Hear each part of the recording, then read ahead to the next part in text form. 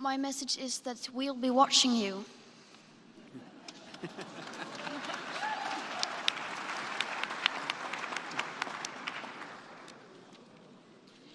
This is all wrong.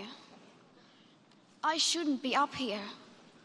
I should be back in school on the other side of the ocean. Yet you all come to us young people for hope. How dare you?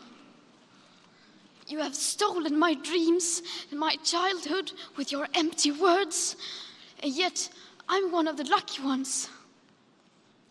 People are suffering, people are dying, entire ecosystems are collapsing. We are in the beginning of a mass extinction, and all you can talk about is money and fairy tales of eternal economic growth. How dare you? For more than 30 years, the science has been crystal clear.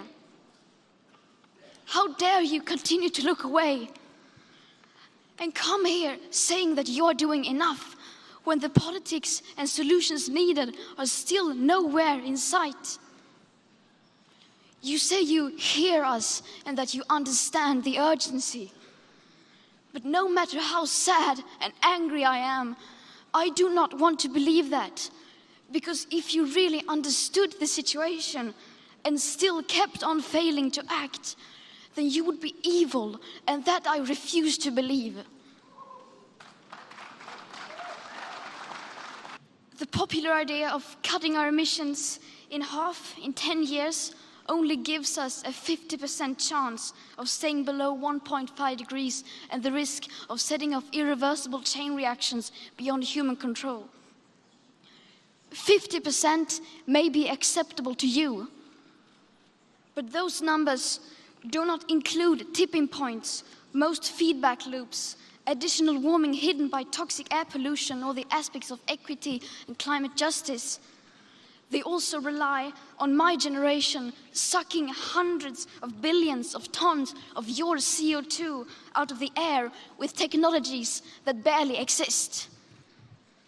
So a 50% risk is simply not acceptable to us, we who have to live with the consequences. To have a 67% chance of staying below a 1.5 degrees of global temperature rise, the best odds given by the IPCC, the world had 420 gigatons of CO2 left to emit back on January 1st, 2018. Today, that figure is already down to less than 350 gigatons. How dare you pretend that this can be solved with just business as usual and some technical solutions?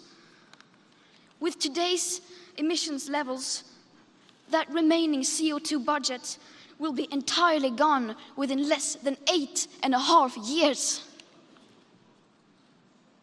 There will not be any solutions or plans presented in line with these figures here today, because these numbers are too uncomfortable and you are still not mature enough to tell it like it is. You are failing us, but the young people are starting to understand your betrayal. The eyes of all future generations are upon you. And if you choose to fail us, I say we will never forgive you.